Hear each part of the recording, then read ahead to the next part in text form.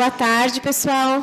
Vamos retomando a nossa última grande mesa de discussão para encerrar o nosso dia de comemoração ao Dia Mundial da Alimentação. Lembrando que, ao final, a gente vai ter a cerimônia de encerramento com a premiação das fotografias mais votadas, né? Espero que vocês tenham tido oportunidade de visitar aqui no corredor a nossa mostra e votar na sua foto favorita. Mas, para darmos continuidade, eu vou convidar, então, a professora Ana Paula Bortoleto, que vai mediar a nossa última mesa de discussão, intitulada Alimentação e Democracia, o papel do Estado e da sociedade na construção da soberania alimentar. Professora Ana Paula, eu vou te apresentar. A professora Ana Paula é nutricionista, professora do Departamento de Nutrição aqui da faculdade, pesquisadora científica do Núcleo de Pesquisas Epidemiológicas em Nutrição e Saúde, no PENS, e da Cátedra Josué de Castro de Sistemas Alimentares Saudáveis e Sustentáveis, ambos aqui da USP. Obrigada. Obrigada. Olá, gente, boa tarde. É um prazer poder estar aqui no DMA, para a gente poder finalizar aí o dia de comemorações com uma mesa super importante. Parabenizar aqui a Cláudia, toda a equipe envolvida na organização. E agora, então, a nossa atividade vai ser uma mesa, né, uma roda de conversa, que a gente vai ter 3 apresentações e depois a gente vai ter um tempinho para perguntas, para diálogo com todo mundo. Eu vou apresentar aqui os participantes e aí depois a gente começa com o Hermano e depois eu chamo as outras participantes para a gente compor a mesa, já que só o Hermano vai usar os slides.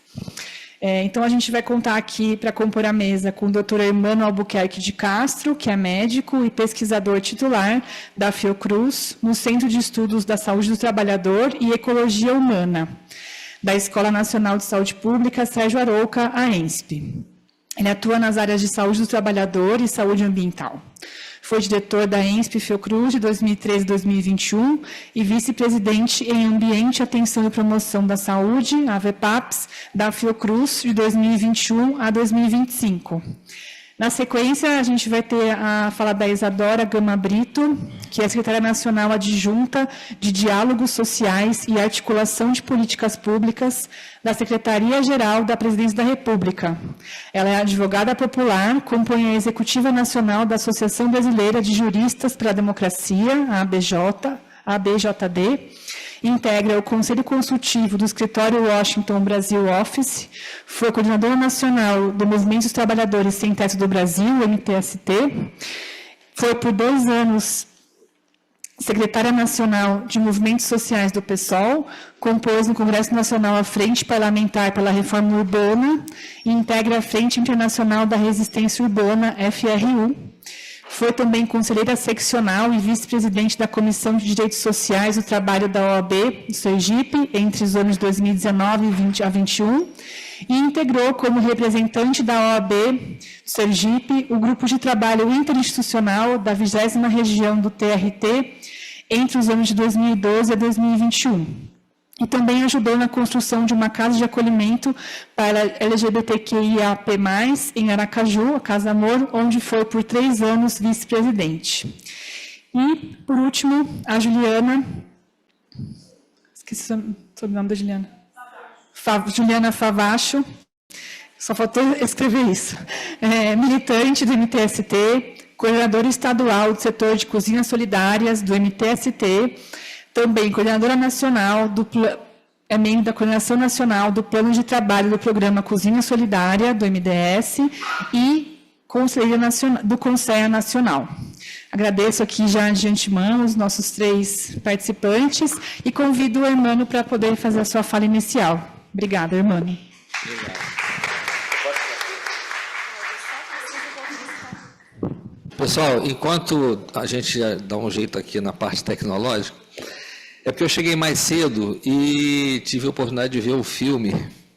Então, eu queria aproveitar esse pouquinho tempo antes da minha apresentação para fazer alguns comentários. A minha formação é em medicina e a minha formação é dos anos 80. junto com o Daniel Becker, que vocês, que alguns estavam aqui, viram ele falar.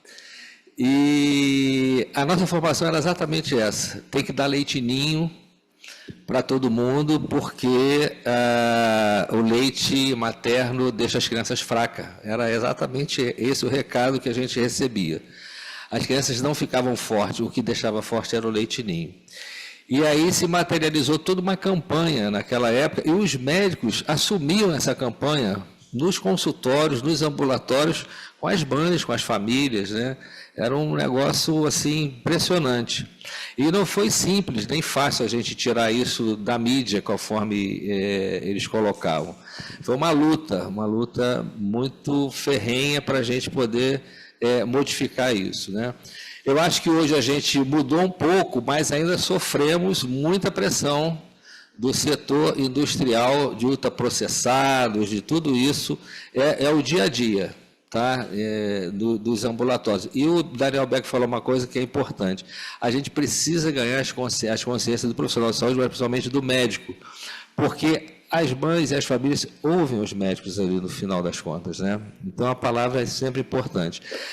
E vocês que me parece a maioria que são nutricionistas, têm um papel central nessa educação, nessa formação do setor saúde. Você tem que levar isso para cá, tem que discutir, debater com os profissionais a importância do alimento de verdade, desde criança, tá? Mas eu queria dar esse recado. Agora, enquanto não passa aqui, a gente precisa também entender o que está acontecendo no Brasil, o que acontece, né? Apesar da gente ter um governo democrático, a gente tem um poder econômico muito forte, que nos atropela o tempo todo, né? E aí, quando a gente pensa em mudanças climáticas, por exemplo, que vai conduzir a um processo de insegurança alimentar, mas a mudança climática tem nome e sobrenome, as emergências climáticas têm nome e sobrenome.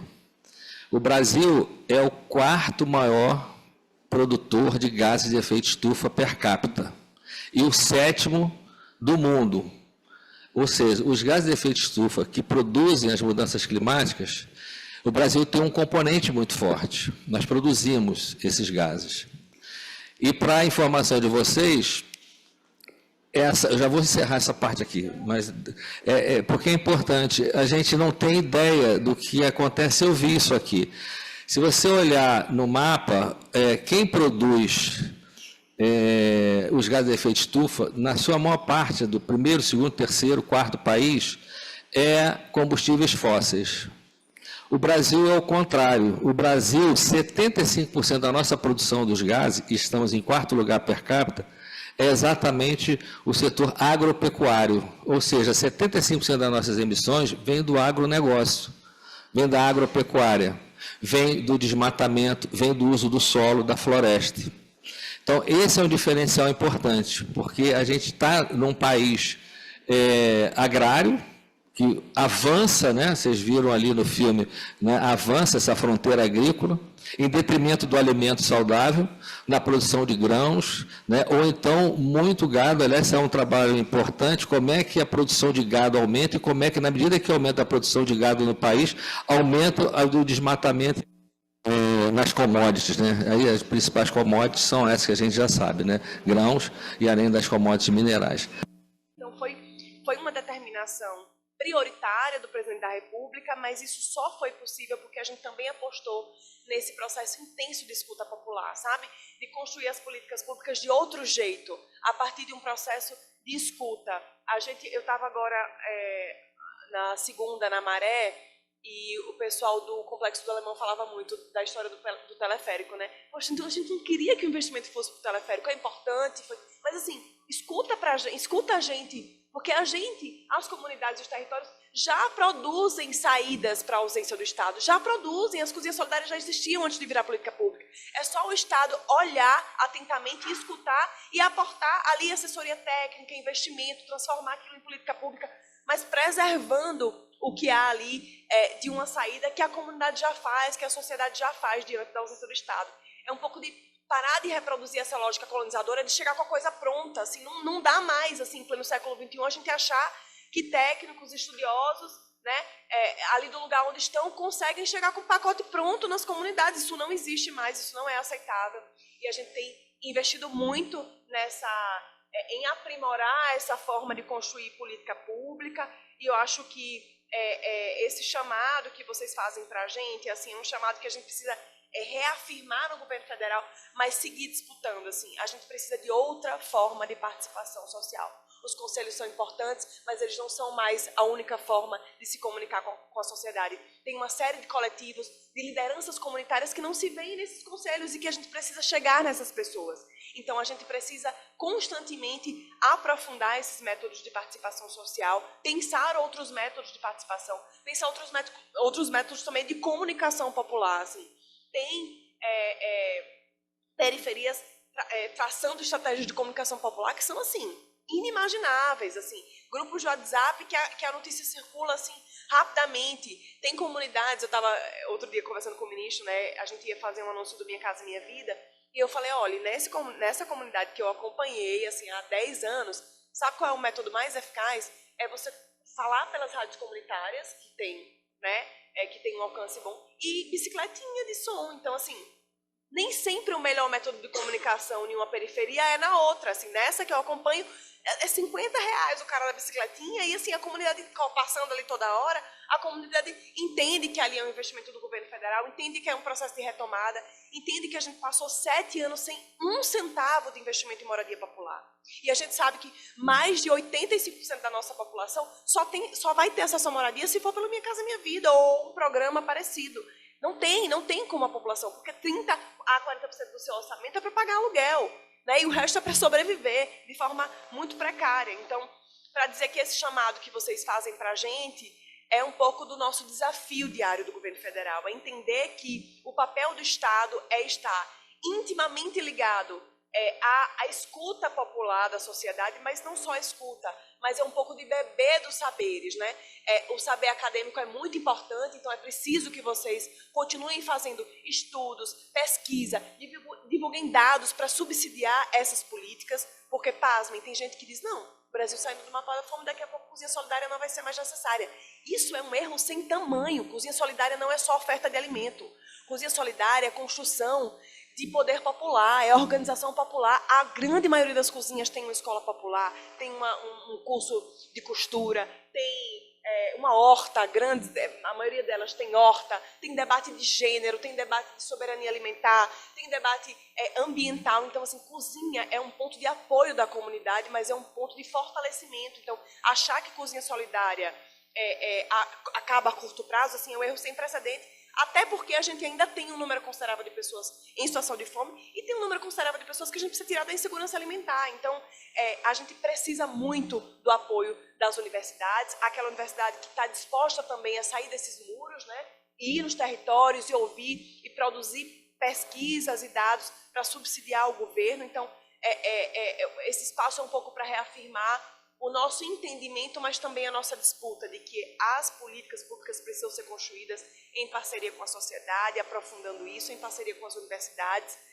e que essa soberania alimentar ela só vai ser alcançada desse jeito. Eu acho que esses 3 anos ensinou para a gente muito também do que a gente tinha que aprender nos governos passados. A gente só conseguiu alcançar esse número porque a gente teve essa compreensão de que mais de um novo não era suficiente, e a gente segue aí nessa disputa de construção de um país para além de fora do mapa da fome, num país com mais dignidade, num país com mais justiça social, assim, porque fome não é um acaso, fome é um projeto político, e a gente precisa muito seguir nessa maré, nessa contranarrativa, porque não é aceitável que um país que produz tantos alimentos, nós somos um dos países que mais produzem alimentos no mundo, a gente conviva de forma tranquila com a fome, né? Isso é inaceitável, isso é uma determinação do presidente Lula, é uma tarefa nossa, e que a gente saia daqui fortalecido e aprofundando nossos laços. A presidência da República está à inteira disposição de vocês para ouvir, para construir junto, porque a gente tem aí números ainda muito alarmantes para alcançar e um número gigante de pessoas para a gente ajudar a entregar dignidade e uma vida melhor. É isso. Muito obrigada, Isadora. Foi uma ótima abertura aí de trazer mesmo elementos que compõem a nossa intenção mesmo de colocar essa conversa de alimentação e democracia com atores aqui que compõem a sociedade civil, movimentos sociais, a universidade e você aqui representando o governo federal. Temos, Cláudia, slides por Hermano? Hermano, agora sim. A palavra é sua, mais uma vez. Gente, vamos continuar aqui, então. Mais uma vez agradecer às companheiras pelo convite. A Isadora já adiantou bastante coisa. Vocês vão ver agora também imagens, né, do que é a cozinha solidária, que é importante. Eu vou falar um pouco disso, mas eu vou também destacar um pouco o papel da pesquisa, né? Acho que a gente pincelou isso já, mas é o papel da pesquisa para que a gente possa consolidar a política pública de cozinhas, né, de combate à fome, da segurança alimentar. E aí, no caso das cozinhas, é importante esse conhecimento científico para compreender como essas experiências comunitárias articulam o direito humano à alimentação adequada, saudável, à promoção da saúde. Então, como já foi dito, a gente sai do mapa da fome. Eu vou mostrar algumas imagens exatamente de cozinhas solidárias, essa aí que é do Sul, do MTST, lá a cozinha solidária da Azenha, que é uma das cozinhas que a gente... Aliás, essa cozinha, no desastre ambiental que todos vocês lembram de 2024, que o Rio Grande do Sul, o estado ficou praticamente destruído, essa foi uma das cozinhas que a gente conseguiu manter de pé para alimentar a população que estava sem acesso ao alimento naquele momento. Tá? E foi um esforço enorme, mas uma solidariedade importante que foi feita naquele momento. Então, mas eu quero destacar aqui como é que a questão da superação da fome ela é uma conquista frágil. Eu digo isso porque em 2014 nós saímos do mapa da fome e bastou um estalar de dedo de um golpe e voltamos para o mapa da fome rapidamente. Vocês lembram dos 30 milhões, 40 milhões de brasileiros na miséria absoluta, em pouco tempo. E não é fácil. Para destruir, basta pouco tempo. Agora, reconstruir, às vezes nós levamos anos para fazer isso. Isso que a Isadora falou aqui, que foi feito em 3 anos, é com muito esforço. E não atingimos o que a gente queria, porque ainda tem gente na miséria e na fome, na insegurança alimentar. Então, é uma conquista frágil que exige um esforço sempre contínuo, o tempo todo, para que a gente possa garantir uma população saudável, né? Esse é o desafio. Temos mais ou menos 50 milhões, mais de 50 milhões de brasileiros em algum nível de insegurança alimentar e 6 milhões ainda de insegurança grave. Vamos lembrar dos 30 milhões quando nós assumimos o governo. Eu estou falando nós porque eu fui um apoiador do governo Lula e apostava nisso. A gente precisava avançar e tirar essa população da fome, né? Então a gente vê a quantidade ainda de domicílios, mas um avanço, né, de domicílios ainda em situação de segurança alimentar. Isso é importante a gente ressaltar. Bom, isso vai além do prato de comida, né? O que é essa soberania alimentar? Isso a gente precisa dizer o tempo todo. Direito desse povo, definir seus próprios sistemas alimentares, valorizar uma produção sustentável. Isso tudo faz parte do processo de cidadania, de construção de um país com uma vida saudável, uma valorização dessa cultura alimentar local. Eu acho que isso a gente precisa dizer o tempo todo. Ele não é o restaurante popular de R$2, gente. Ela é completamente diferente disso. A cozinha solidária, ela resgata a cultura, resgata a ancestralidade, resgata o que tem de melhor do nosso povo. E isso é importante. Por isso precisamos garantir um sistema continuado de cozinhas solidárias espalhado por todo o país. Porque bastou tirar da miséria a proposta que vem a seguir, dizer, bom, vamos acabar com essas cozinhas, vamos dar emprego e pronto. Não é isso. É cidadania. É reforçar isso o tempo todo. A gente precisa ter uma meta de que o alimento ele precisa ser saudável para os próximos decênios. E isso é um desafio enorme. E vocês estão vendo que é uma luta diária de todos nós. A cozinha solidária, ele é esse alicerce para enfrentar o que a gente tem visto do avanço aí do agronegócio no país. Esses são os dados aí que é importante vocês terem essa ideia, né? 3.000, quase 4.000 cozinhas registradas, mais de 1.000 habilitadas hoje pelo governo, mais de 1.000 entidades gestoras. É uma política de governo que está dando certo, mas eu já ouvi, viu, Isadora, dentro do próprio governo, gente dizer que a cozinha solidária é um projeto do governo Lula. A hora que o governo Lula acabar, acaba a cozinha solidária. Isso é um engano, como já foi dito, mas se a gente não tiver muito atencioso e muito atento a isso, aqueles que não querem que o povo se alimente, ou que quer que se alimente de ultraprocessado, de tudo que é porcaria que eles querem vender, e produção de grãos, como que é o que eles querem, esses vão tentar destruir. Então, eles vêm dizer que não é uma política de continuidade. Então, é importante garantir sempre orçamento, articular as ações dos ministérios, isso é fundamental. Eu tenho brigado muito pelo orçamento do Ministério do Desenvolvimento Agrário e da Agricultura Familiar. E aí tem um dado importante que eu preciso dizer para vocês. Em 2024, a renúncia fiscal para o agronegócio foi de 158 bilhões de reais no Brasil. Vocês sabem qual foi o orçamento do Ministério da Saúde nesse ano? 245 bilhões. Ou seja, de renúncia fiscal para o agronegócio foi quase perto de todo o orçamento do Ministério da Saúde. E para o Ministério da Agricultura Familiar, nós recebemos 20 bilhões apenas. Então, assim, há uma diferença enorme, e isso é um enfrentamento que não é só dado pelo Executivo, é enfrentamento do Congresso Nacional, no Senado, porque ali é que se definem as políticas dentro do país. E aí tem um poder econômico enorme. A gente tem denunciado isso o tempo todo, que é a bancada da bala, a bancada do agronegócio, elas estão ali organizadas e que fazem isso, né? A PL da devastação, estão agora tentando derrubar o veto do presidente Lula. A gente tem que estar atento. Isso significa mais fome, mais miséria, mais desmatamento, segurança alimentar. Então, são essas questões que a gente precisa estar atento do ponto de vista político. O papel da sociedade é fundamental.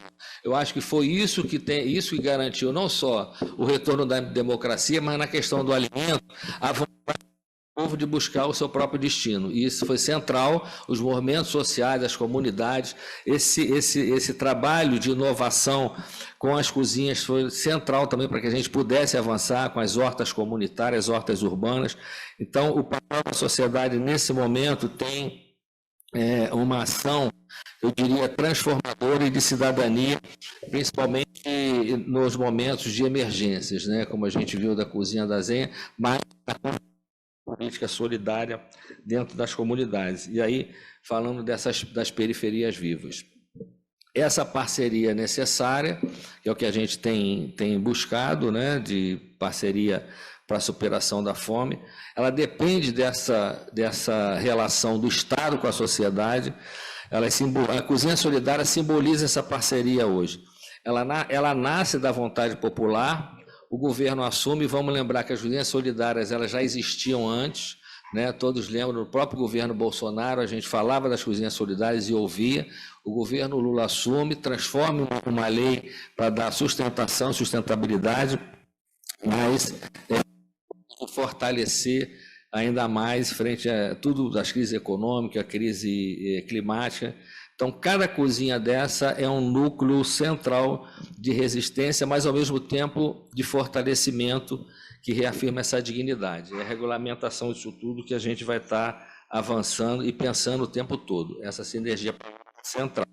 Tem que pensar como tecnologias sociais comunitárias, e aí eu quero falar também de outras iniciativas. Nós temos as cozinhas solidárias, mas você tem as cozinhas de terreiros, as cozinhas de tradição nas favelas, nas comunidades, você tem cozinhas indígenas. Então, você tem todo um processo de alimentação baseado no território e nessas populações e nesses povos que trazem esse alimento e sabem como traz esse alimento. Isso são tecnologias sociais que a gente vem não só desvelando, né, mas tendo que fortalecer para que a gente tenha esse espaço o tempo todo de enfrentamento da crise. Aqui um exemplo de cozinha solidária. Aqui é uma cozinha solidária no nosso processo de atividade de formação com a juventude, enfim, com essa questão do direito à cidadania e a necessidade das evidências. A gente está fazendo agora, iniciando um processo de parceria importante, né, aqui, com a nutrição da Faculdade de Saúde Pública, e é importante que isso avance, né, que a gente tenha apoio não só do governo, mas outros orçamentos e incentivos para que a gente possa, porque eu acho que o maior desafio para que a gente possa dizer, esse é um programa nacional em expansão, é a gente colocar para a sociedade e expressar para a sociedade as informações e o conhecimento que isso traz. Qual é o papel delas no combate à fome? Qual é a contribuição das cozinhas, né, para tirar as pessoas da miséria, né, da insegurança alimentar? Então, transformar esse conhecimento científico em insumos para a ação da saúde pública, isso para nós é fundamental.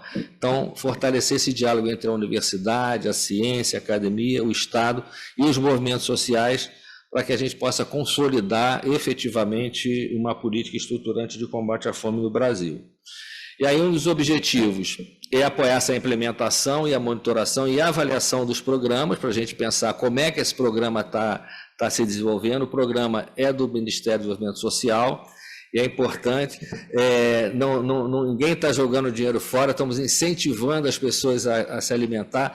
Eu faço sempre um paralelo com o Sistema Único de Saúde. Eu, como sou mais antigo um pouco, eu participei da reforma sanitária, eu era menino, mas já estava formado e já estava na Fiocruz. O meu primeiro presidente democrático foi Sérgio Aroca, que coordenou e comandou na Fiocruz, né? Não do Brasil, na Fiocruz. Vocês entenderam, né?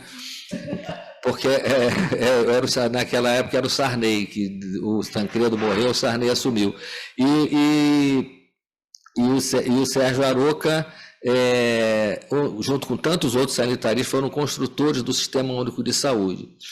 E muitos não acreditavam que era possível ter um Sistema Único de Saúde, que era possível ter um país em que as pessoas não precisassem pagar para serem atendidas, para ter a sua saúde de volta, para ter promoção da saúde. Não foi fácil, tanto é que a gente disputa até hoje com o mercado, tá? Ainda temos uma visão hospitalocêntrica e disputamos ainda com os planos de saúde, mas hoje a população tem acesso ao sistema de saúde, acabou de colocar como é que aumentou com mais médicos, agora tem mais especialidades. Então, tudo isso são investimentos do SUS e que a pessoa tem direito a isso, assim como tem que ter direito à alimentação, assim como tem que ter direito à sua educação. Então, ter um sistema é importante. Então, transformar esse conhecimento para fortalecer isso é central. Nós temos dois sistemas, o SUS, o SUAS, que é o da assistência social, que são pilares, né, para essas políticas. Então, qualificar isso com pesquisa, protagonismo comunitário é fundamental. Então, fortalecer as redes de pesquisas do programa, compreender o funcionamento, os desafios, né, os impactos disso. Eu preciso saber exatamente qual é o impacto que a cozinha tem sobre junto com a população que está sendo construindo ali uma política de alimento saudável no seu território.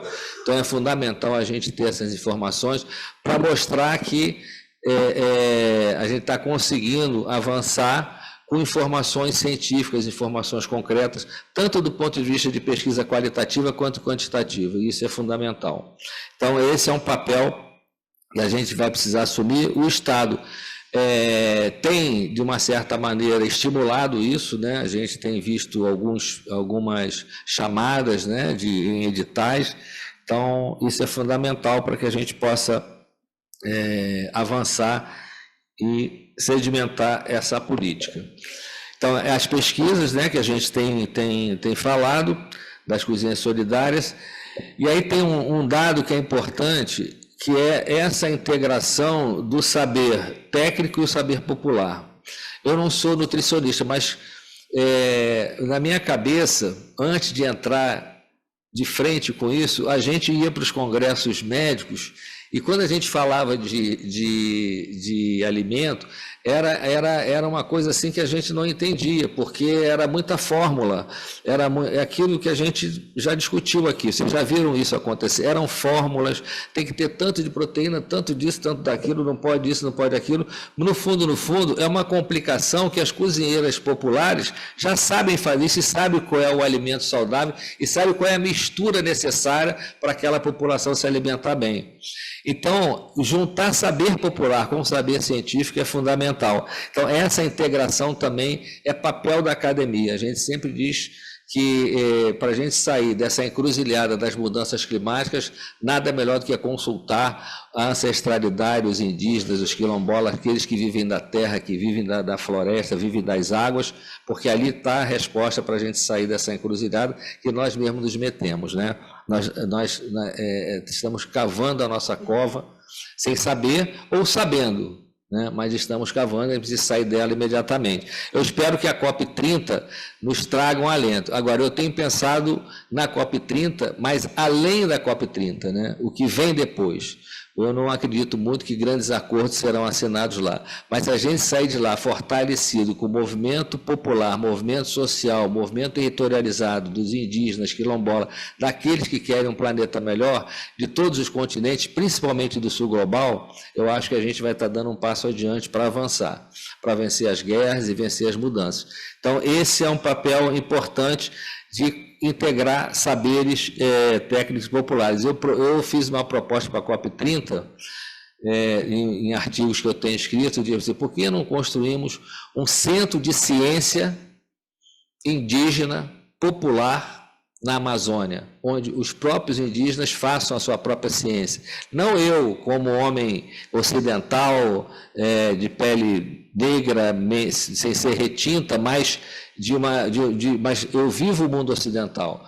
Eu cresci no mundo ocidental, eu cresci com a cultura ocidental. Por que não ouvir aqueles que estão na floresta, que nunca saíram de lá e sabem preservar? Então, um centro de saberes ali, para que a gente possa buscar as nossas saídas. Então, esse é um papel que a gente vai ter de conhecer e integrar o que a gente conhece da ciência com o saber popular dessas nossas cozinheiras e daqueles que estão no enfrentamento da miséria e da fome. Então, para a gente finalizando, os impactos esperados de uma pesquisa que a gente possa estar implementando, fortalecer a participação e o controle social, isso é fundamental, aperfeiçoar a expansão qualificada, né, e expandir aí o programa, melhor gestão e um impacto positivo territorial. E o meu sonho é a gente construir um sistema. Esse é meu sonho. Porque já temos o SUS, e vamos lembrar, gente, que o SUS foi o que nos fortaleceu durante a pandemia, porque o governo que estava ali era um governo genocida, que ia matar muito mais se não fosse o Sistema Único de Saúde, que garantiu a vida das pessoas. E um sistema que se constrói forte não é a extrema-direita nem aqueles que são os algozes do povo que vão destruir. E não destruíram o SUS, bem que eles tentaram, mas não conseguiram destruir o Sistema Único de Saúde. Então temos que construir um sistema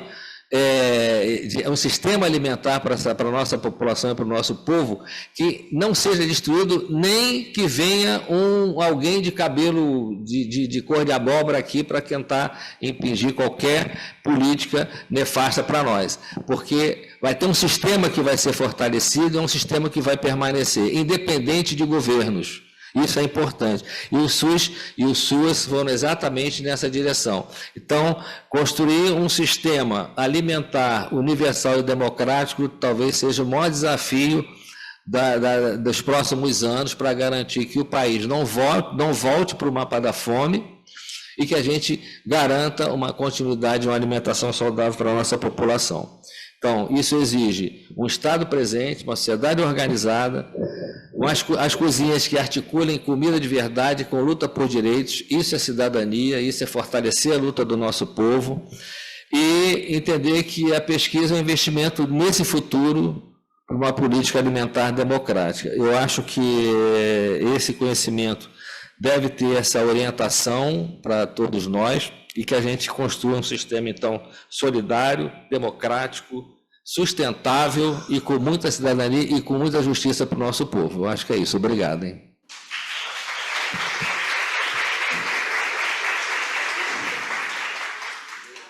Muito obrigada. Por favor, beba água. Convido aqui a Isadora e a Juliana para voltarem aqui para a nossa mesa. Acho que as palavras do irmão já... Quer falar alguma coisa? Foram muito importantes também para a gente compor essa conversa em relação ao papel da universidade, né, em relação a fortalecer as políticas públicas de segurança alimentar. A gente tem tido ótimas experiências aqui com o nosso projeto de pesquisa junto com o MTST, que a gente desenvolve para apoiar o trabalho das cozinhas solidárias, para qualificar esse trabalho ainda mais com as orientações do Guia Alimentar, né? Como a gente já está falando aqui, né? A cozinha oferece, né, tanto essa ação emergencial de combate à fome, mas com muita qualidade também dessa alimentação, né? Alimentos que são de origem da agricultura familiar. Então tem todo um sistema alimentar que é fortalecido em volta das cozinhas. Então, para fechar aqui a nossa conversa dessa primeira rodada, convido a Juliana para fazer suas considerações. Obrigada, Ju. E eu que agradeço, Ana.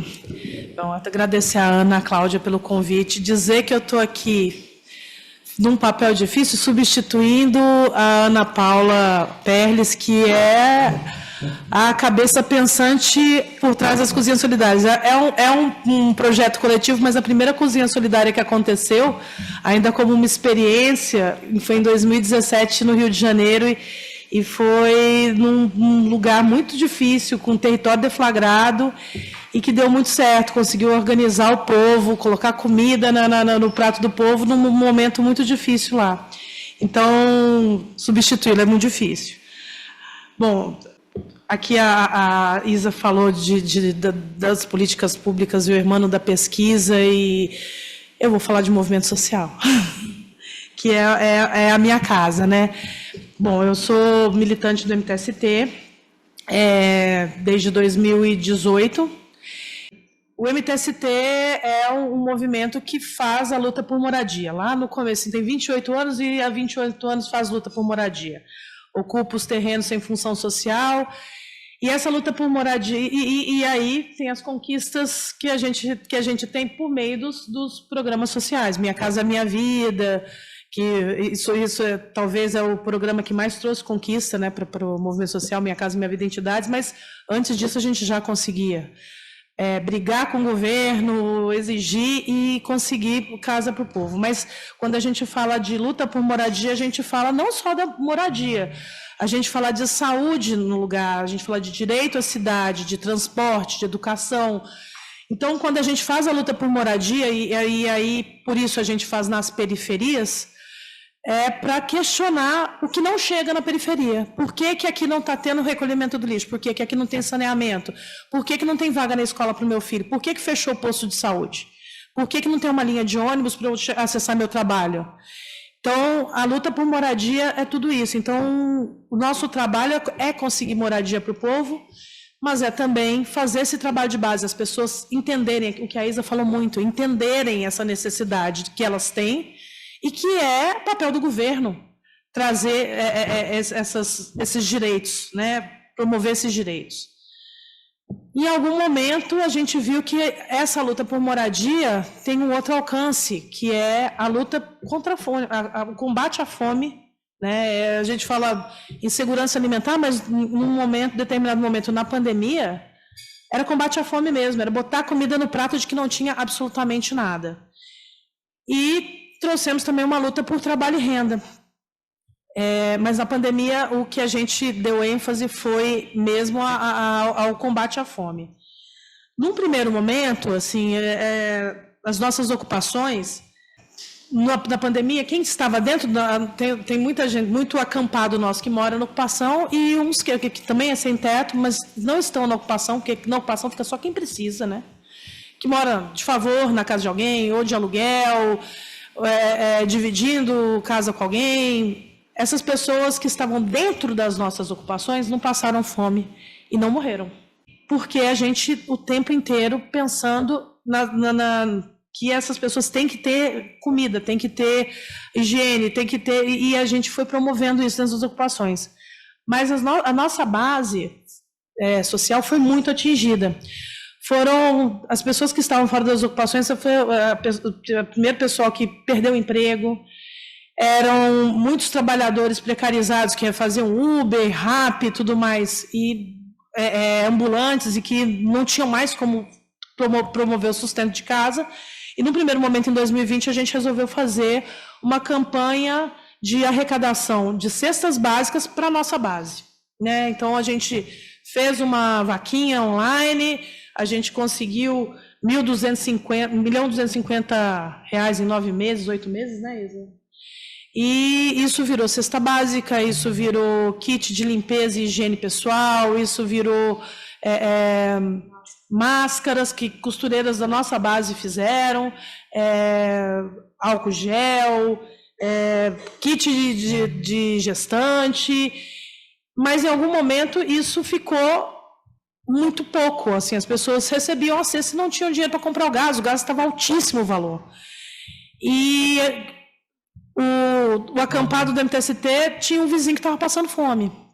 E aí, com base em experiências que o MTST tinha, uma era essa cozinha solidária, que ainda não chamava assim, que foi lá no Rio de Janeiro, lá na Baixada Fluminense, e também com base em experiências da América Latina, né, dos comedores argentinos, das Oxas, a gente decidiu fazer as cozinhas solidárias, né? Nossos companheiros conheciam essas experiências, que são experiências muito antigas e que, em momentos de muita dificuldade, de crise financeira em outros países também, foi o que deu solução ali imediatamente para o combate à fome, né? E a gente decidiu fazer as cozinhas solidárias. Isso no momento que teve um aumento do desemprego, aumento das mortes, fome no Brasil, assim, aqueles números que a gente sempre tem, aqueles 33 milhões. Então, em 2021, a gente fez um planejamento estadual e nesse planejamento a gente colocou as cozinhas solidárias. E aí a Isa falou uma coisa que estava até aqui na minha fala, que a gente já pensou nela, pensando em pressionar o governo, que na época era um governo de extrema-direita, a transformar isso em política pública. Nosso sloganzinho, logo no começo, era fazendo o que o governo não faz. E não fazia mesmo, não fazia, né? Assim, não teve vacina, não teve comida, os valores super altos, um auxílio emergencial que era pífio perto das necessidades, né? Então, a gente, em 2021, pensamos, vamos fazer cozinhas solidárias. A gente estava em 11 estados na época e a gente resolveu fazer 16 cozinhas em 16 semanas, uma por semana, a partir de um mês daquele planejamento. Nós fizemos. Aí, no final daquele ano, a gente tinha 30 cozinhas solidárias nesses estados e expandimos para outros estados. Foi a inspiração da nossa cozinha da ocupação também é bastante grande. Quando a gente faz uma ocupação, a primeira coisa que nasce é uma cozinha. Em 2 horas, tem uma sopa saindo, um café, né, para quem vai ficar madrugada acordado. Então, era isso. Às vezes, se a gente tem essa capacidade de fazer isso nessa rapidez, por meio da mobilização popular, por meio de mutirão, juntando os militantes do MTST, a base do MTST, para construir isso, a gente consegue fazer cozinha.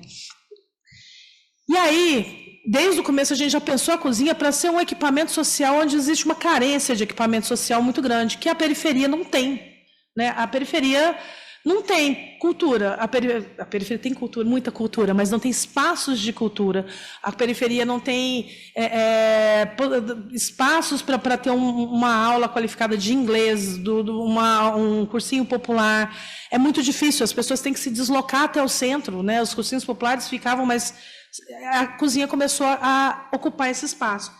Então, algumas cozinhas a gente conseguiu ter curso profissionalizante, curso de tecnologia, mutirões jurídico, mutirões de saúde, né, roda de conversa de mulheres sobre saúde da mulher. Isso deu um salto, assim, virou uma referência. Fora que as nossas cozinheiras viraram quase uma agente popular mesmo, né? Assim, a cozinheira da periferia conhece a pessoa que está na fila pelo nome. Fala, olha, hoje o seu fulano aqui, o seu José, vai bater laje. A gente precisa de gente para ajudar ele a fazer a laje dele. Ou a dona fulana está grávida e ela tem mais 2 filhos. Vamos dar um jeito de fazer fazer uma comida, uma rifa e tudo mais, para a gente conseguir chegar as fraldas lá para essa senhora.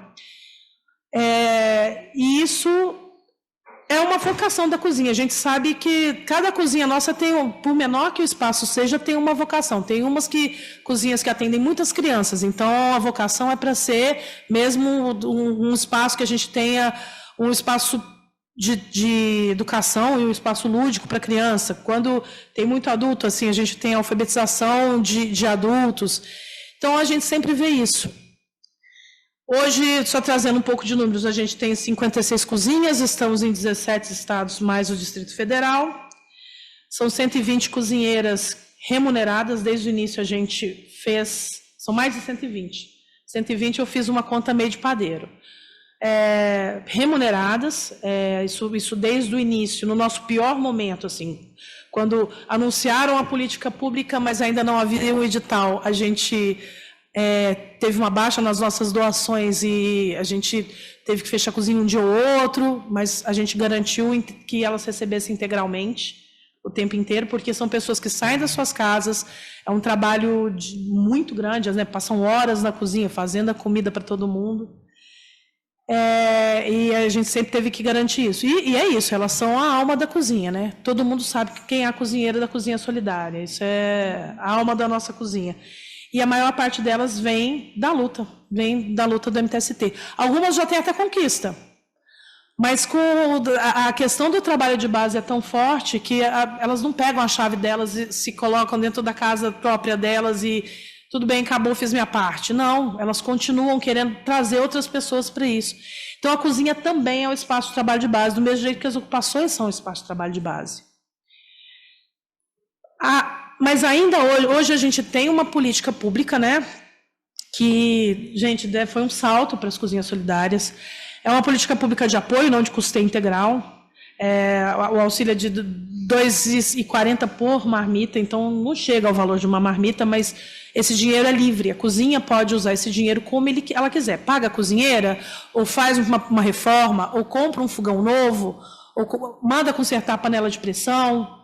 A cozinha pode usar, ou faz uma logística, né, para pagar um transporte de um alimento. A cozinha pode usar isso como ela bem entender. Então, essa liberdade do uso desse dinheiro também ajuda com que as cozinhas se organizem melhor. Mas ainda assim, com essa política, a gente ainda enfrenta alguns problemas, né? As cozinhas são muitas, assim. A política ainda tem um limite orçamentário, que é muito baixo, ainda. A gente tem que brigar por orçamento, o Hermano falou muito bem isso. Tem que brigar muito por orçamento. Combate à fome e, como disse a Isadora, a política é o começo, não é o fim do combate à fome. A gente só saiu do mapa da fome porque existem cozinhas solidárias também. Né? Se acabar, volta. Se acabar agora, volta.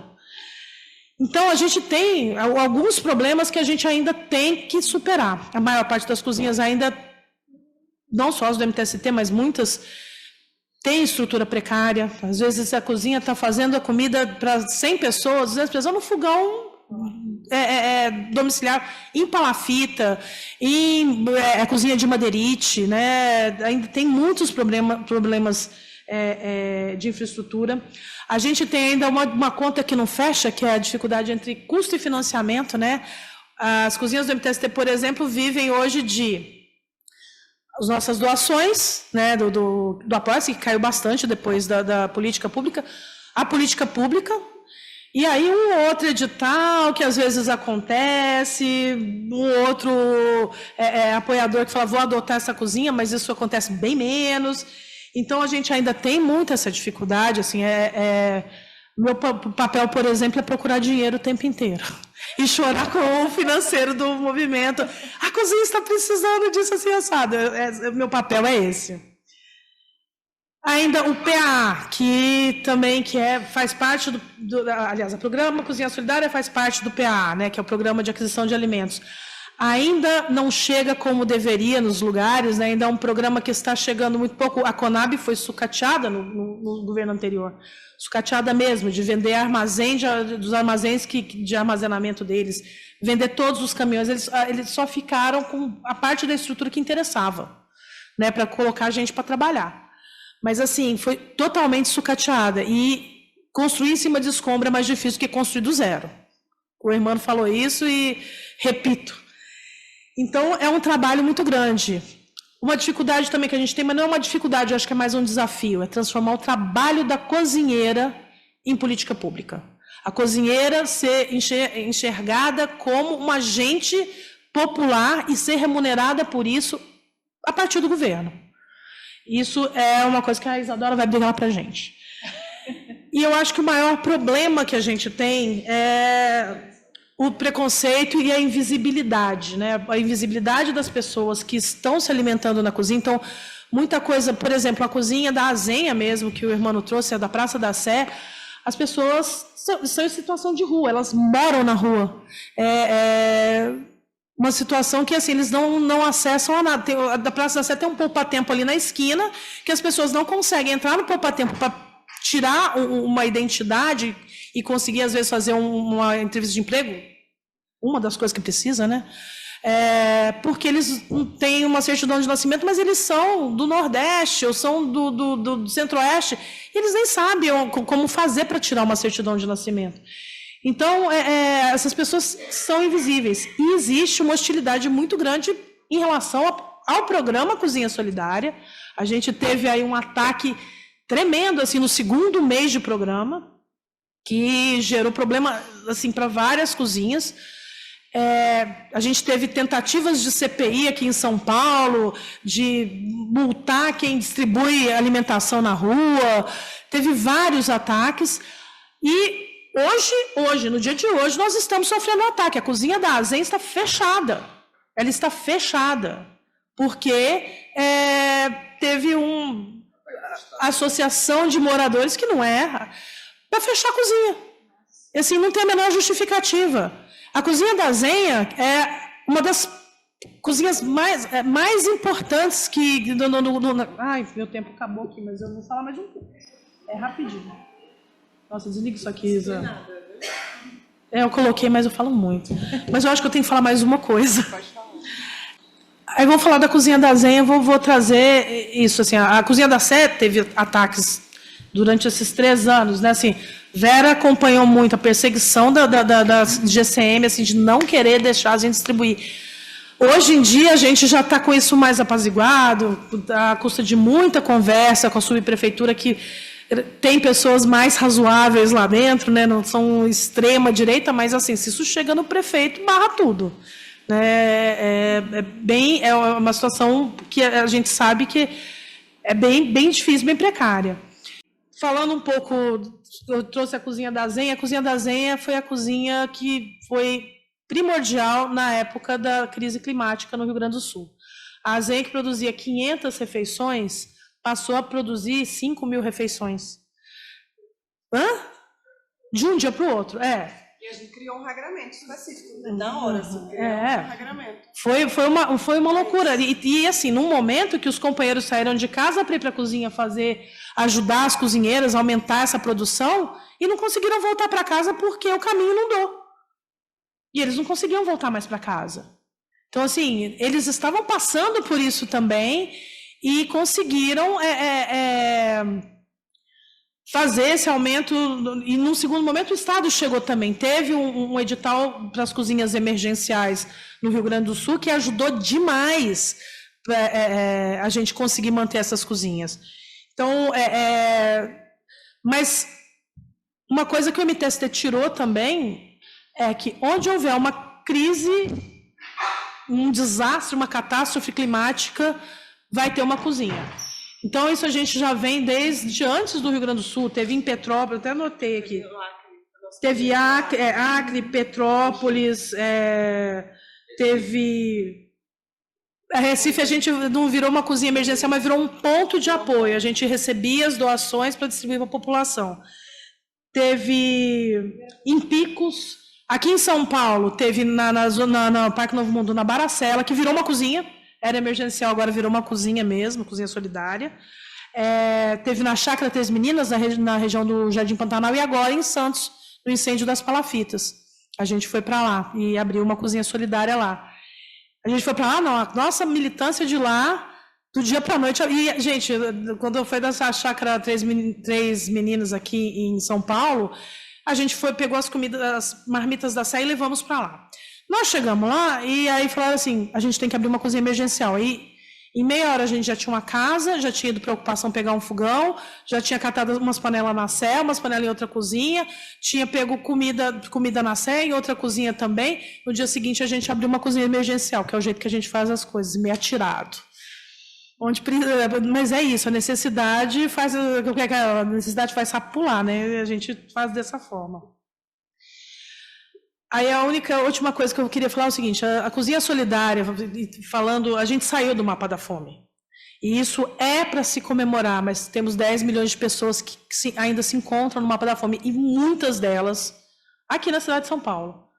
Né, teve aquela relatório do Observatório de Segurança Alimentar do ano passado, acho que a Vera pode falar até melhor que eu sobre isso, que mostra que a cidade de São Paulo teve um aumento na insegurança alimentar. Então, a gente está num lugar que fazer o combate à fome e agora mirar nessas pessoas especificamente é a nossa tarefa. É imprescindível que a gente faça isso, que a gente crie mais políticas para isso, que tenha mais políticas do Estado, não só do governo federal para isso. Então, é uma pressão que a gente vai ter que fazer o tempo inteiro.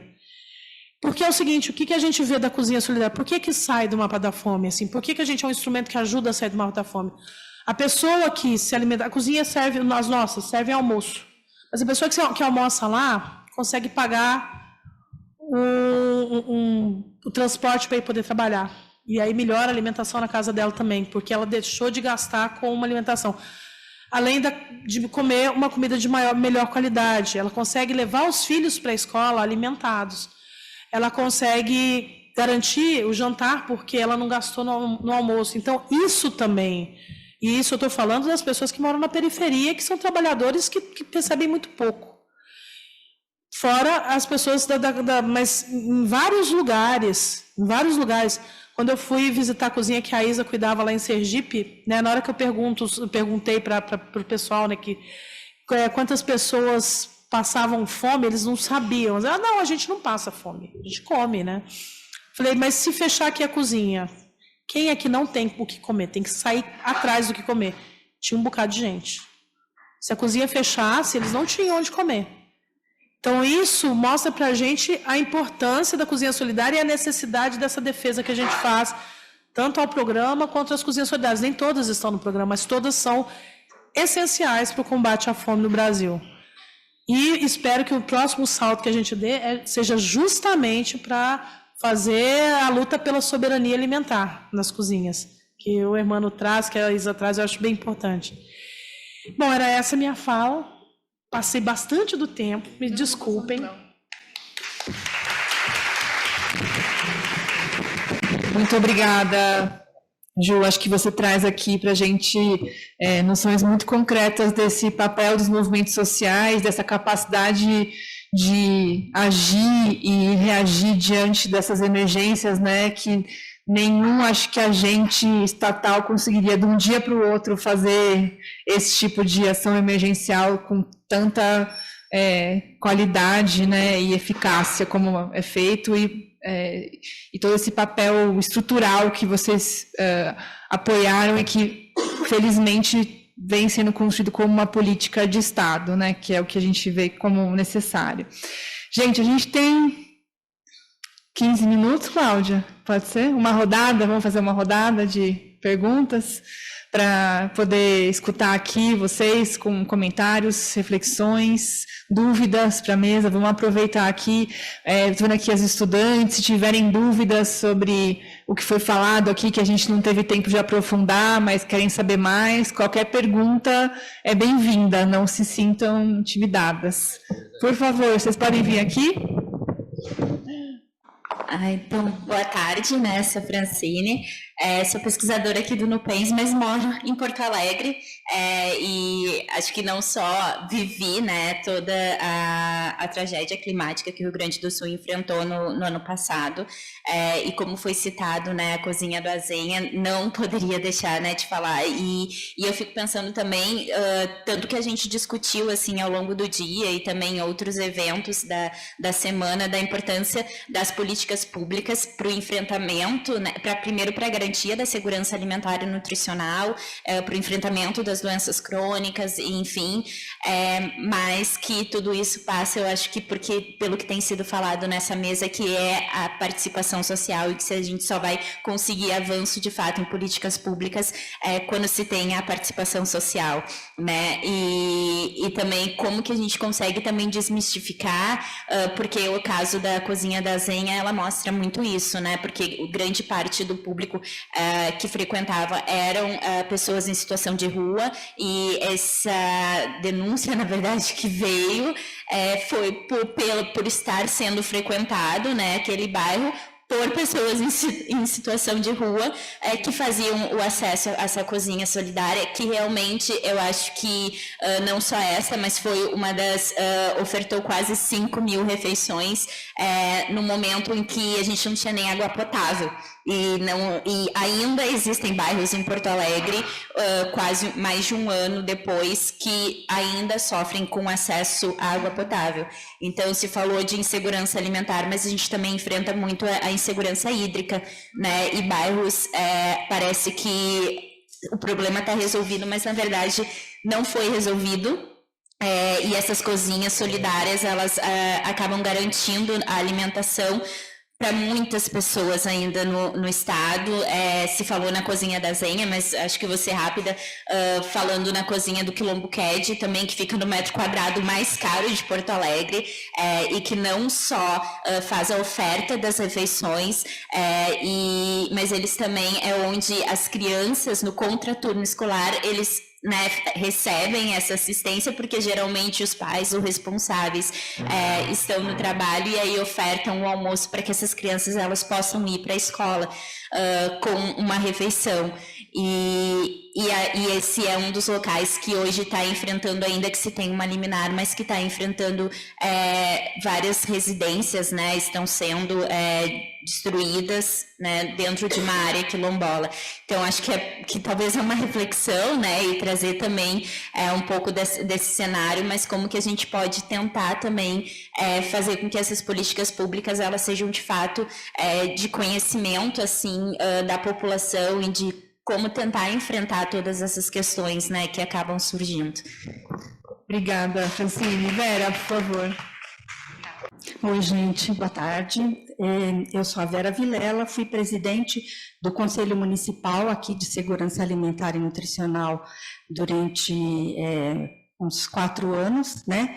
E acho que, assim, a gente teve esse grande desafio, que foi de poder apoiar, né, a realização dessa política pública. Por quê? E aí eu acho que é importante eu vou falar, porque a gente tem falado isso em todos os momentos que a gente se coloca para o governo, né? O atual governo. E que aí a gente pensa no Estado como um todo, não só nos momentos, né, nos governos. As instâncias de participação e controle social foram chamadas, né, vamos dizer assim, dizer que aquelas cozinhas, elas realmente existiam e desenvolviam esse trabalho.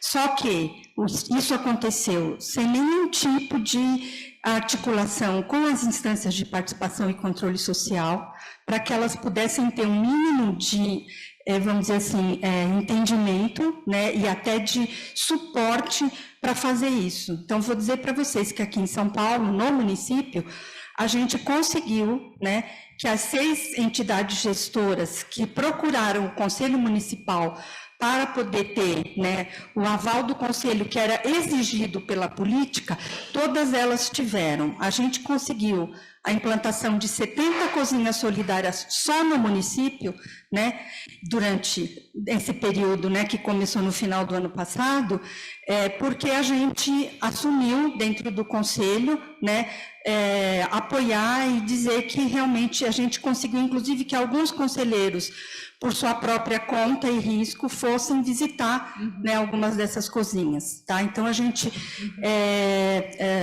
coloca isso, né? Eu acho que o governo precisa saber que ele precisa se articular melhor com as instâncias de participação e controle, ele precisa formar melhor, né? Não adianta dizer que os conselhos não têm mais, não são mais, né, o espaço de participação e controle, né, Isadora? Acho que eles continuam sendo, só que eles precisam ter, né, uma política pública também adequada para que eles possam funcionar. Então, a gente precisa ter orçamento e a gente precisa ter formação, né?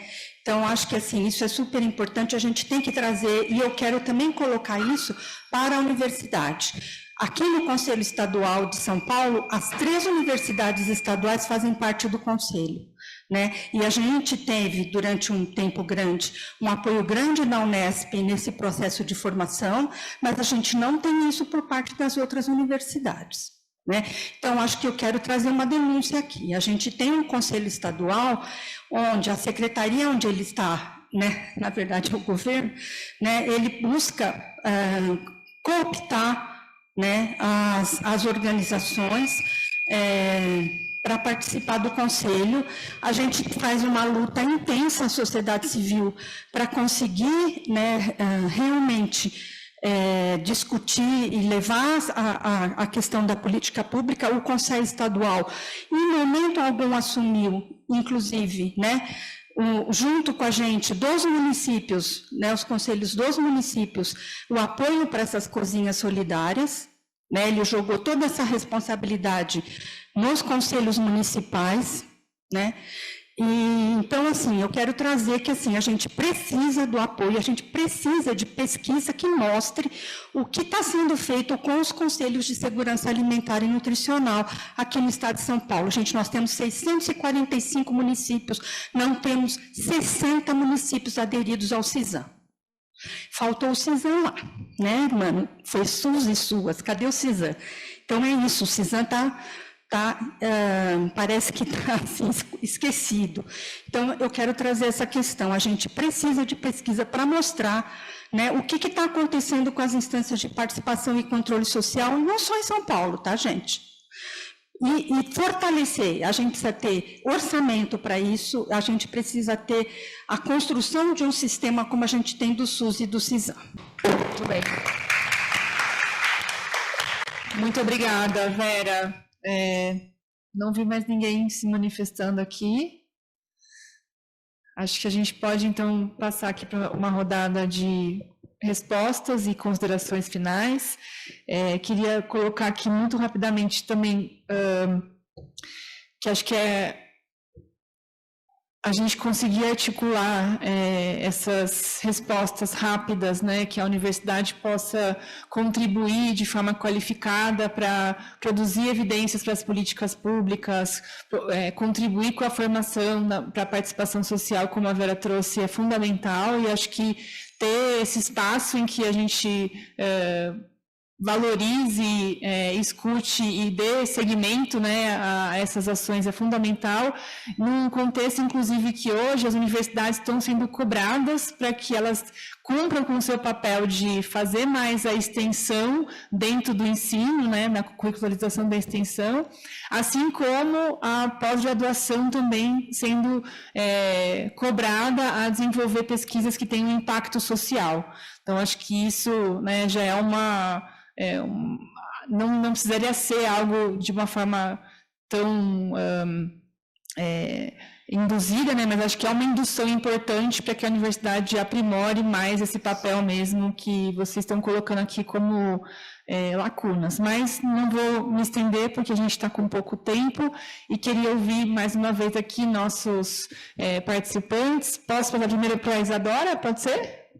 Não, eu queria só, antes de responder, comentar duas coisas da apresentação do Hermano. Primeiro, da ousadia de defender um sistema. Assim, acho que é muito necessário, acho que é importante a gente começar a falar mais sobre isso nos nossos espaços, porque eu acho que é algo que consolida um programa que é novo, que ainda precisa, sim, de um processo de defesa, de consolidação, mas se amplia para essa rede maior de superação da fome e casa muito a associação desses programas. Então, saudar essa ousadia de defender um sistema. E outra coisa é da necessidade desse estudo do funcionamento do programa. Por ser um programa novo, ainda é um programa muito desconhecido. Então, claro que muito da criminalização é uma questão ideológica mesmo, né? Tem pessoas que naturalizam conviver com a fome, né? Então, uma parte menor aí é de um processo ideológico mesmo. Mas uma boa parte é também de desconhecimento. Então, eu acho que é um desafio apresentar estudos do funcionamento do programa. O que a gente viu, na maioria das denúncias, das provocações de resposta do governo federal, era um absoluto desconhecimento do programa. A bancada do PL, que pediu os esclarecimentos, nos próprios esclarecimentos você via que era desconhecimento do programa, né?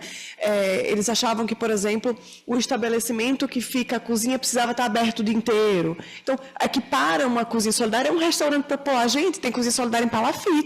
Eu fui para uma cozinha solidária aqui em São Paulo, que se você abrir os braços, não cabe assim, 3 pessoas dentro da cozinha, e é uma cozinha solidária que funciona. Enfim, então, só para saudar essa coisa, né, esses 2 pontos na apresentação. E reforçar uma coisa que você falou, que quando lógico que o maior aporte financeiro de cozinha solidária emergencial foi no Rio Grande do Sul, dada a proporção do problema. Mas a gente desenvolveu um novo normativo a partir da crise climática no Acre, nas enchentes do Acre. Quando a gente viu que o próprio Estado, o governo federal mandava as coisas e o pessoal dos movimentos falava, não chegou, gente, tem cesta básica aí, o que está acontecendo? Então, os próprios movimentos, eles desenvolveram a solução da logística, né? Porque, às vezes, diante do caos, assim, nem a prefeitura, nem o governo do Estado sabiam onde eram os bolsões de fome e de pobreza, e em muitos lugares você não chegava de carro, né? Então, os movimentos é que desenvolveram cozinhas solidárias ali flutuantes, com pequenos barcos.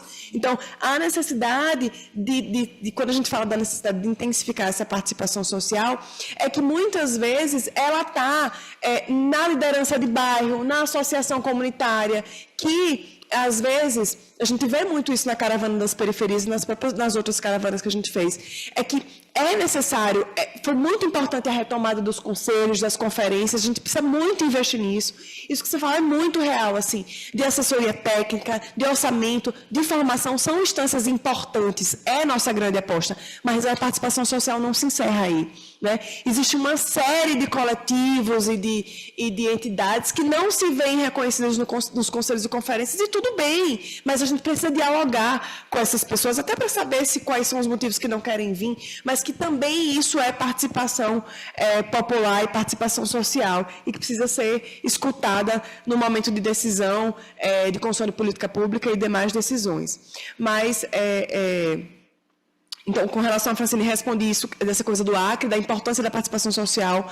Nessa leitura, assim, sem os movimentos sociais, a gente não conseguiria pensar cozinha solidária emergencial. Sem essa provocação do Acre, né, que, em parceria com o poder público, foi quem fez a comida chegar, inclusive a comida não só fabricada, confeccionada na cozinha, né, feita na cozinha. As comidas do poder público foram os movimentos sociais que levaram nos seus barcos. Então, essa participação social, ela precisa ser reinventada, pensada, ela precisa ser pulsante, aberta, disposta a se alterar o tempo inteiro.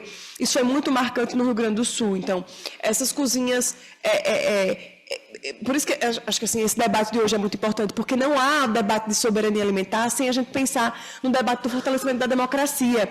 Muito desse processo de criminalização é muito porque a gente precisa constantemente fazer essa disputa de consciência, essa disputa ideológica, essa disputa de valores democráticos e humanitários. Então, isso é constante, porque a gente vê muito desse processo de criminalização através de despejos em comunidades quilombolas, despejos nas cozinhas, né? Porque há um espaço para PLs de criminalização de quem luta por moradia. Né?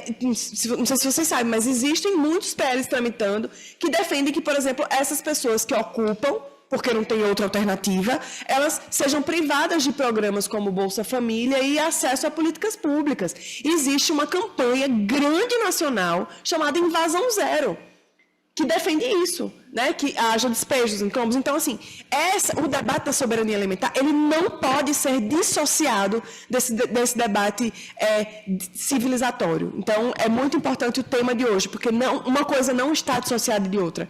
O processo de criminalização que a Cozinha da Azeia e muitas outras estão sofrendo é fruto disso. As pessoas não querem que o poder público e que particulares, sociedade civil, alimentem pessoas com fome. Isso é real, assim. Não quer que sem teto esteja naquela praça, sabe? Então, esse processo não pode ser dissociado, respondendo a Francine. E, Vera, acho que respondi um pouco, assim, eu acho que isso é muito marcante, assim.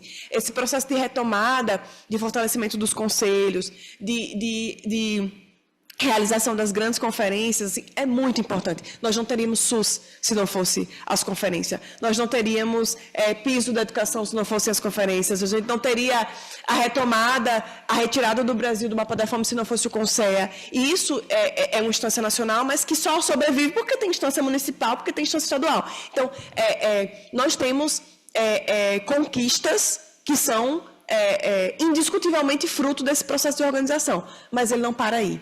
A gente precisa dialogar com outras instâncias de participação social que não se reconhecem nisso, e eu acho que é um desafio desse governo, aprofundar esse processo de escuta e participação social, chegando no mais longe daquela periferia menor, respeitando suas peculiaridades. Um dos grandes avanços desse governo, eu acho que foi também pensar os modos de vida durante pensar o plano de segurança alimentar para o país, pensar esse combinado de políticas públicas que fez parte desse pacote de enfrentamento da fome, também ali, muito por conta do desafio dos Yanomamis, foi também pensar esse processo a partir da valorização dos modos de vida, de alimentação desses povos, dos povos originários, das comunidades tradicionais e das periferias urbanas. Acho que isso foi um desafio que também o governo federal entendeu, assim, de que não é só pensar a soberania alimentar, é pensar respeitando o modo de vida desses territórios, dessas comunidades, que são muito diferentes, que são muito diversos e que precisam ser respeitados e valorizados. Obrigada, Isadora. Passo para você, mano. Bom, eu vou tentar trazer, para responder a companheira, um termo que eu acho que a gente tem usado pouco. E vou trazer um outro termo. Um é o racismo ambiental, que a gente viveu muito durante esse processo. E ali no Sul, eu fiz parte da equipe de governo do apoio na parte da saúde, né? Eu era vice-presidente da Fiocruz e a nossa ministra tinha sido presidente da Fiocruz, a ministra Anise, exatamente naquele momento. E eu lembro que a gente tinha dificuldade de levar alimento para os quilombolas e para os indígenas.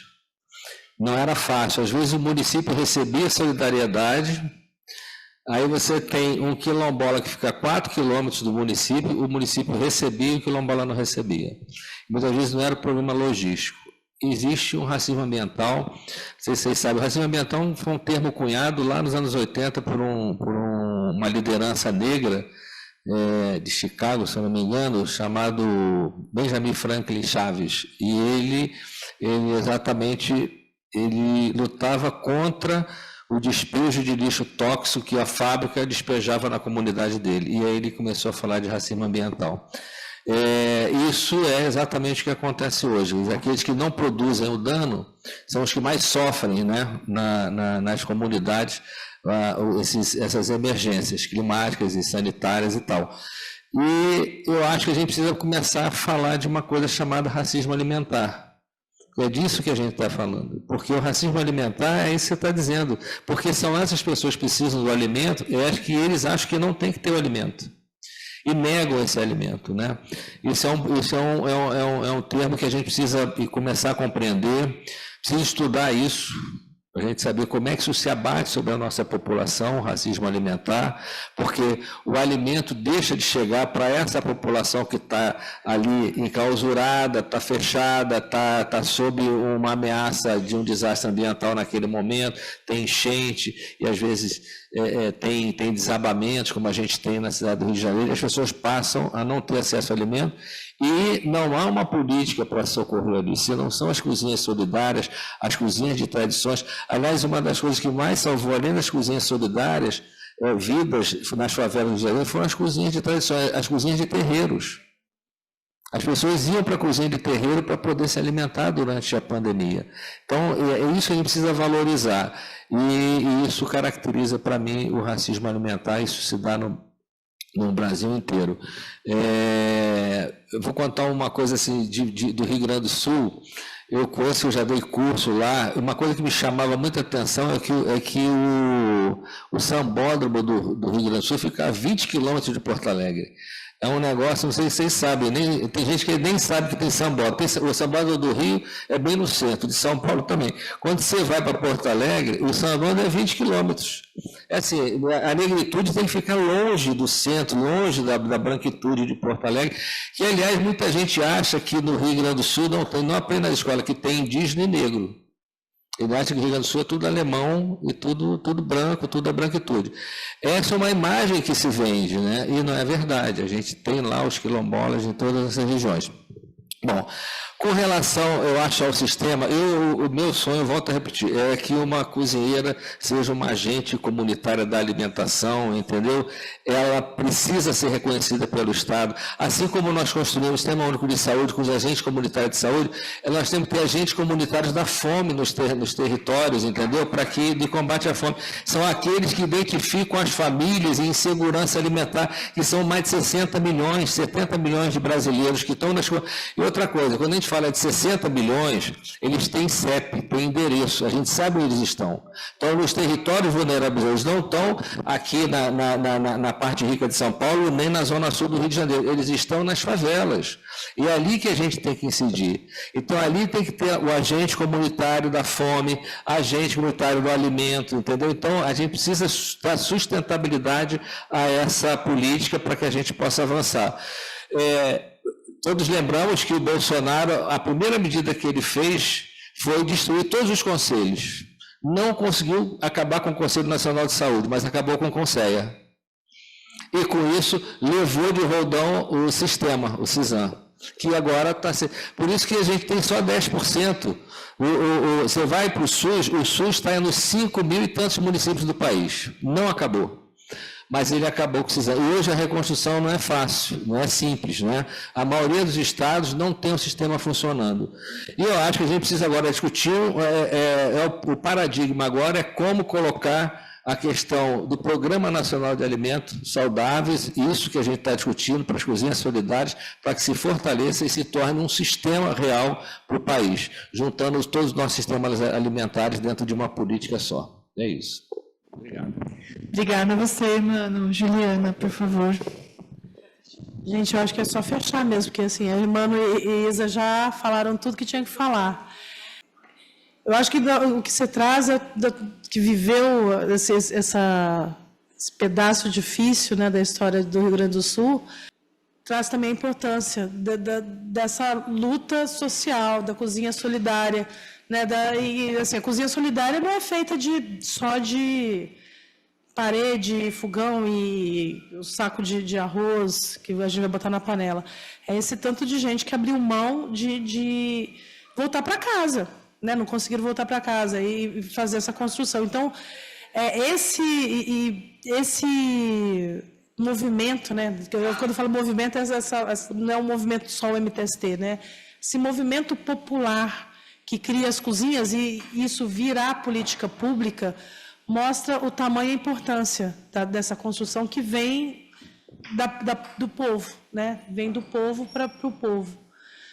E aí eu fico muito feliz com a fala da Isa, quando o governo, e eu acho que talvez seja a primeira vez que tem um espaço de escuta da população e dos saberes popular de forma tão ativa e eficaz, né? Assim, tem uma secretaria de periferias. No primeiro dia, o Lula vai lá e faz um decreto que faz o Conselho voltar. Eu acho que ter essa preocupação com o que vem do povo, o que vem dos conselhos, o que vem da população, é um caminho muito bom, e deveria ser um caminho sem volta. Mas agora o desafio a Isa colocou, que é fazer as pessoas entenderem que isso não brota, né? Que não, assim, tem Minha Casa Minha Vida porque tem que ter. Não, tem Minha Casa Minha Vida à custa de muito esforço. Tem cozinha solidária à custa de muito esforço. Tanto de quem constrói as cozinhas, como de manter, proteger esse programa que é muito novo, que as pessoas ainda desconhecem como funciona. A gente está junto com o MDS, junto com as instâncias de controle, tateando nisso, construindo no dia a dia. Muito provavelmente esse edital que vem agora vem muito melhor do que o outro, né? Vem mais bem acabado, vem contemplando mais cozinhas. Eu acho que é uma construção de um dia após o outro, mas sempre lembrando que isso pode ser destruído a qualquer momento. Então, é também papel de vocês que têm esse conhecimento de levar isso para frente, assim, de fazer, e que fazem a luta, né, contra a fome, pela segurança e soberania alimentar, levar isso para diante. E aí, eu queria aproveitar para dar uma puxada de saco aqui na equipe da Cláudia, da Ana Paula e da Cláudia, que fizeram um trabalho de pesquisa nas cozinhas solidárias. Foram 3 anos de pesquisa que resultou no encontro entre as cozinheiras, né, da aplicação do guia alimentar da população brasileira, que eu estava lá no dia, que foi um momento de várias choradinhas, né? A gente chorava um pouquinho por vez, assim. Foi um negócio tão bonito, foi uma coisa que... E, assim, foi um trabalho validado pelo MDS, né? O Rafael, que é da parte de formação do MDS, que validou. E quando eu falei que a gente estava com esse trabalho nas cozinhas, eu falei, nossa, eu validei esse trabalho. É um trabalho primoroso, ele usou esta palavra. E eu posso atestar que é um trabalho primoroso. Assim, eu queria dizer o tamanho da admiração que eu tenho por vocês, e pelo trabalho e pela equipe de vocês. É uma admiração muito grande. É recíproca, com certeza. Obrigada.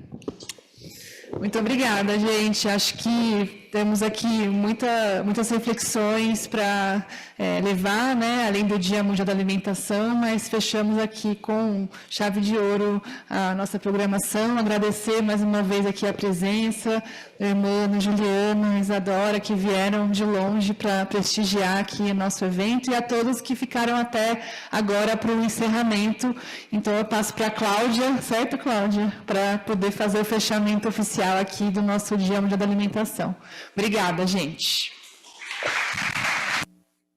Queria reforçar os agradecimentos, né? Realmente um encerramento com chave de ouro, trazendo temas aí tão emergentes e tão custosos para a gente, né? A gente tem trabalhado. Bom, queria descobrir se tem alguém que está concorrendo na mostra aqui presente.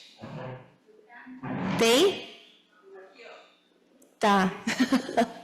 A gente vai fazer o anúncio, né, dos ganhadores. Deixa eu só pegar minha colinha aqui.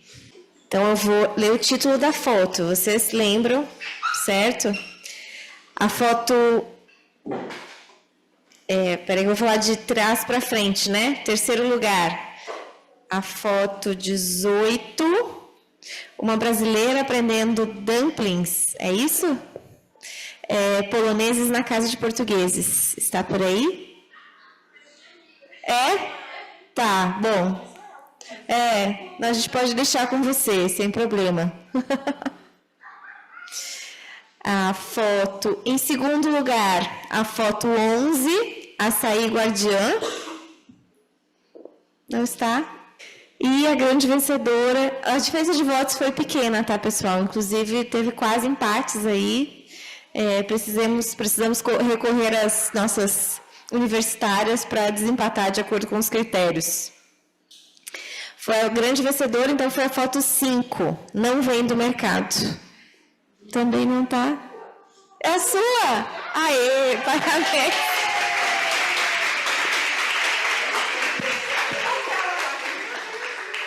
As fotos estão todas aqui no corredor, pessoal, para quem não viu, vale a pena. Aqui, à minha esquerda, à direita de vocês, saindo, estão todas expostas aqui.